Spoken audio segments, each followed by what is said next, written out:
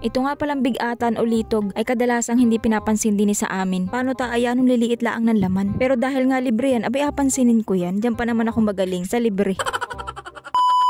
At yun na nga mga katabody, for today's video ay naisipan ko namang manguha na ring bigatan o litog kung tawagin din sa amin. Ito nga pala mga litog o bigatan ay kadalasan makikita yan din sa mga ugatan din ng bakawan. Meron din naman sila sa medyo mabuhangin. At nung nakaraan nga na nanguha ako ng bangkalan din sa Lalauhan ay nakakita nga ako na maraming litog dito. Kaya naman dito nga ako mangunguha ngayon. Meron din nga pala ako makukuha ng ganito sa tapat lang ng aming bahay kasi nga ang tapat ng aming bahay ay medyo mabuhangin. May mga nakuha na nga pala ako doon kasi nga nanguha na ako kahapon at dadagdagan ko na lang ngayon. Umagap nga pala ako ng gising kasi nga ilalaki ang tubig ngayon or mag-high tide. Mahirap kasing manguha niyan kapag malaki ang tubig at hindi mo na sila masyadong makikita. Pero mahirap din naman manguha niyan kapag hibas o low tide. O diba, huwag ka na lang mag-ulam, puro kahirap. Hindi, maganda kasing manguha niyan, yung katamtaman lang ang baga ang tubig. Yung parang hanggang talampakan lang, yung malulubog lang yung putikan o yung buhanginan. Kasi nga yan ay mga nakalubog sa buhangin. Kapag hibas, hindi mo sila makikita kapag sila ay nakatago mismo sa buhangin. Ang makikita mo lang yung mga nakalabas ang shell. Pero kapag may tubig yan, ay kahit nakatago yan sila sa buhangin or putik, makikita mo pa rin sila kasi nga ay nakabuka yung shell nila kapag may tubig. Pero madali siguro manguha niyan kung akaybutin mo yung putik o buhanginan o yung akalay-kayin baga. Kaso nga ay mahirap yun dito kasi madaming dularuhan. At saka mas gusto ko yung abong kali mo yung putik o buhangin ay talagang may laman na. Hindi yung nagapatsambahan ka lang, kaibot ka lang na kaibot, para kang manok. Pero maganda yung ganun kapag sa buhanginan. Pero mas nakakaaliw nga manguha nito kapag yung hahanapin mo lang talaga sila. Yung isa-isahin mo baga silang tingnan dyan sa buhangin o sa putikan. Marami nga rin pala nito sa tabing dagat. Lalo na bulol-bulol na naman. Lalo na nga doon sa dinadaanan ko papunta sa aking papag. Marami nga doon kaya lang hindi ako nanguha doon kasi maliliit pa. Maganda nga sana doon manguha kasi nga ang putik doon ay may halong buhangin at saka walang dularuhan. Eh di pwede mo silang kalaykayin. Pwede mo rin namang hindi kalaykayin kasi nga madali lang sila makita kasi nga ay umaagos ang tubig doon. Kumbaga parang may sapa doon na nanggagaling ang tubig sa palaisdaan. Pero hindi nga siya matatawag na sapa kasi nga pag tinawag nating sapa, syempre iisipin nyo ay tubig tabang yun. Ay dito naman ay tubig palaisdaan, ay di hindi sapa yun. Pero pag sa amin nga ay sapa ang tawag namin doon. Kapag may nakikita lang kami nadaloy na tubig, sapa na yun sa amin. Marunong pa kayo sa amin, kawasat yun ang tawag sa amin ay. Nga pala nakakita nga pala ako dito ng butas o kahag din sa may puno ng pagatpat. Nga pala kung tatanungin nyo kung ano baga yung kahag. Ang kahag po yung para bagang kaibot o yung pinagkutkutan baga ng lupa. Kadalasan nga pala ang laman ng ganitong butas o kahag ay katang. Pag hindi katang, minsan naman ay bukon. Pagkatapos ko manguha sa Lalauhan ay bumalik na ako din sa bahay. Din sa tapat ng bahay naman namin ako mangunguha. At nakakatuwa nga dito kasi nga ayun, tamang-tama lang at tumataib na. Sakto lang yung tubig. Ayan, mabuhangin nga dito at pwede kong gamitan ng kalaykay. Kaso nga wala din naman akong kalaykay. Pwede naman siguro ang tinidor. Kaya nga lang ay mas gusto ko kasi talaga yung ganitong klase ng pangunguha. Yung hahanapin ko talaga sila. Kasi nga nakakaaliw din manguha. Kapag nga ganitong nasa tubig sila ay para lang sila nakaguhit na black. Ayan oh. Tapos minsan kahit hindi mo nga sila makita ay bigla mo na lang sila mapapansin. Kasi nga kapag nakandag yung tubig, bigla silang tumitiklop kaya lumalabo yung tubig. Kapag hibas naman o yung kakahibas lang ang baga at basa pa yung lupa, mapapansin mo rin sila kasi nga yan ay nagpupusngatan o yung pumupuslit baga ng tubig. Mungkalin mo lang yun at meron laman yun. Dapat nga lang talaga kapag mangunguha ka nito ay dapat ay dahan-dahan lang ang lakad mo o yung kilos mo baga kasi nga kapag nakandag yung tubig niyan ay di magatiklupan lahat yan ay hindi mo lahat mapapansin yun. At saka kapag mangunguha ka nito, dapat siguro isubsob mong mabuti yung mukha mo sa buhangin para makita mo. Pero yung iba naman ay madali lang makita kasi nga hindi naman nalubog yung iba sa buhangin talaga. Minsan pa nga nakalapag lang yan sa buhangin. Tapos yung iba naman ay kalahati lang nung sila nakalubog. Pero maganda nga manguha nito kapag low tide.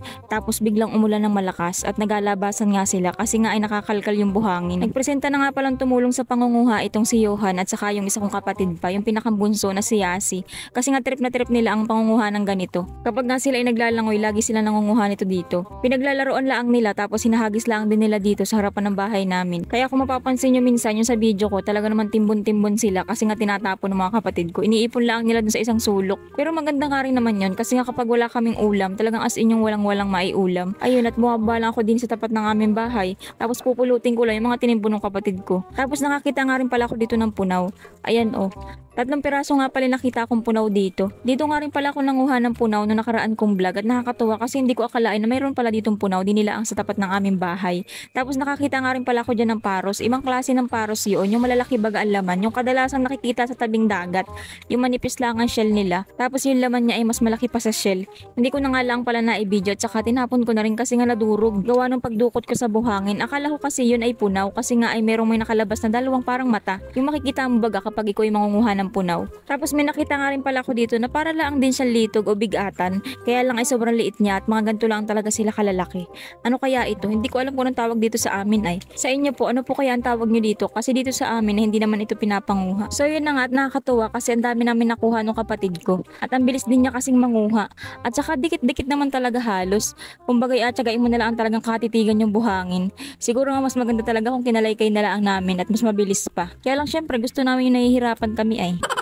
Bali, asama ko na nga lang pala yung mga nakuha kong punaw dito kasi nga 3 piraso lang din naman. Bali, nilaga ko na nga lang pala tapos kukunin ko na lang yung laman kasi nga luto na gagawin ko dito ay parang sisig na laang. Basta gayon. Sisig na way klaro. Hindi kasi ito pwedeng sabawan kasi nga mabuhangin pa at kakakuha ko pa nga laang. Ay baka kapag sinabawan ko ay kada higop ko ay samid ako ng buhangin ito. Medyo natanggalan nga na naman itong vlog kong ito kasi nga ay pang-asar talaga. Kasi kahapon sobrang lakas ng ulan at sobrang lakas din ng kidlat kaya naman hindi nga ako nakapunta din sa Dalampasigan. At bala ko nga sana kahapon ay sa bahay na lang ang lutuin para naman ay dire-diretso yung aking pagbablog. Kaya nga lang ay anong lakas naman talaga ng kidlat. Ay kulang pa akong patukin ni mama noon kapag ako'y nagbukas ng cellphone. Araw-arawin na naman yan, talaga namang natukoy, panira talaga sa aking pagbablog. Kaya nga ngayon ay ako'y nagmamadali na naman sa pagbo-voice over at nagbabadya na naman yung kulimlim. At paniguradong may kasama na naman itong kidlat. Pang-asar, hindi nila ang baga umulan. Umulan hanggat gusto nila, basta wag lang ang baga mga kidlat. Nga pala, ganito luto nga pala naisipan ko ngayon kasi nga ay wala lang, trip ko lang bakit baga.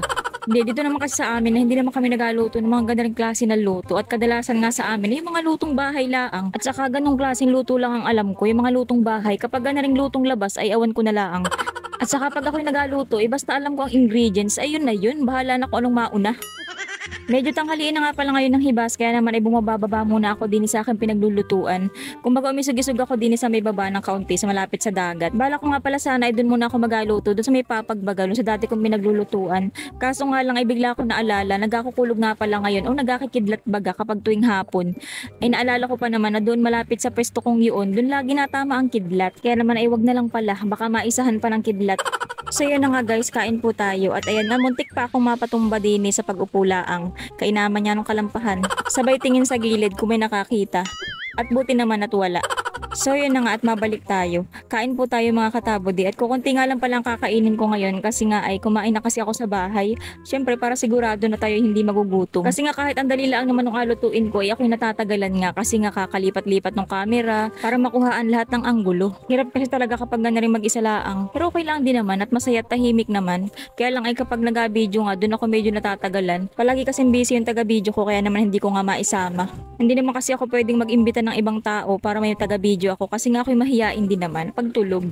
Hindi kasi ako komportable kapag iba yung magbibideo sa akin. Pag hindi ko ka-close, pag hindi ay kaibigan ko lang, kapatid, okay lang yung pag ganun. Pero kapag ibang tao, parang nakakahiya naman.